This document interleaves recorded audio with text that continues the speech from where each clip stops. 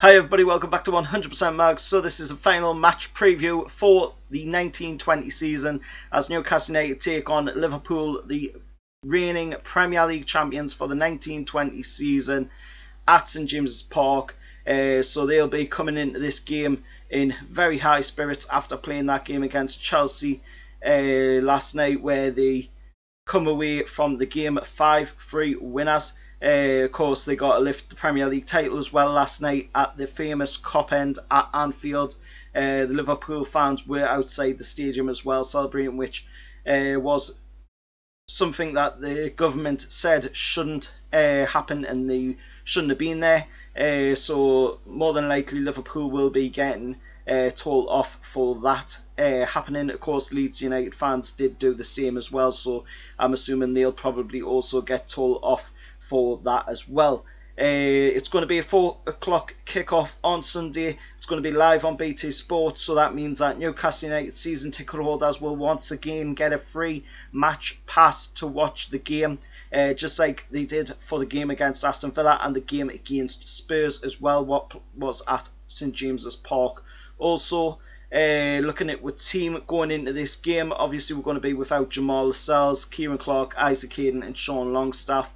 And of course the fitness levels for Alan St-Maximin and Miguel Mirren as well look very clear, so that means that them two will be in the squad on Sunday, as Maximin has posted alongside the announcement of the home kit for the 2021 season, saying that he will be well and truly ready and really happy on Sunday to wear the brand new home kit.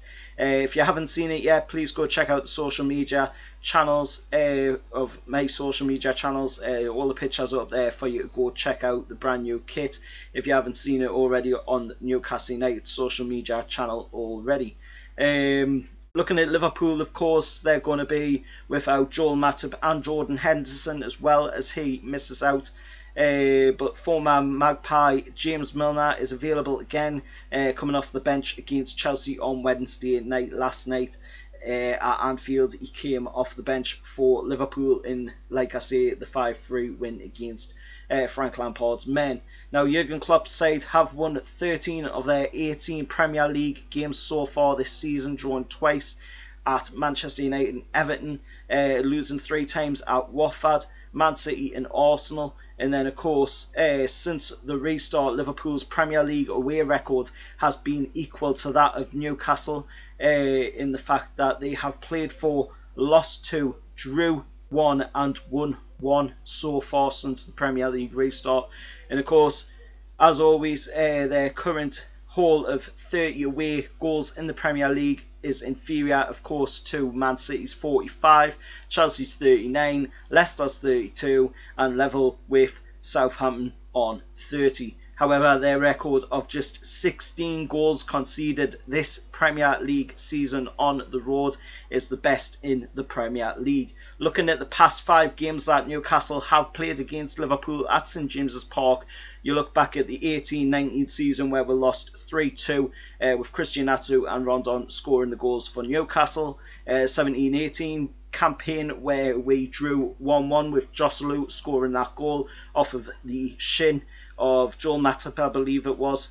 And then, of course, you've got the 15-16 season where we won 2-0 with an own goal by Skirtle and Ginny Wijnaldum as well, scoring for Newcastle. Then you look at the 14-15 season where we won 1-0 with Jose Perez scoring the goal, and then a 2-2 draw back in 13-14 when Kabir and Paul Dummett scored the goals. The referee, of course, going into this game is going to be none other than Anthony Taylor, and it's his first Premier League posting for the Manchester official since the home victory over Southampton on April 2019.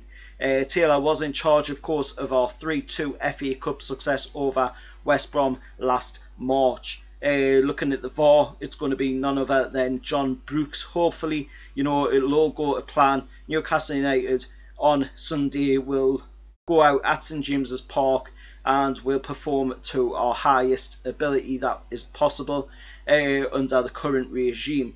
If you look at previous last season games, Newcastle United's always done really well. You just have to look at the game against Chelsea, where we won on the last day of the season and really took it to Chelsea in that game. The game against Fulham as well from last season, where we played really well in that game down at Craven Cottage. And of course, before the Chelsea game, the game where we were going down into the Championship with Rafa Benitez, when of course we took on Tottenham and we were already relegated. We're going down into the Championship, and Newcastle United come out on top to beat Tottenham in that game. So Newcastle United always seem to bring out all guns blazing on the final game of the season. So let's see if we can do that again on Sunday. It will be absolutely amazing way to end off a pretty drab season, I would say, because it hasn't really been amazing. It could have been a lot better if the right moves had been made, but I'll talk about that in a future video. Until next time, I'll see you all later. Remember, like, share, subscribe to 100% Mags, and how are the lads?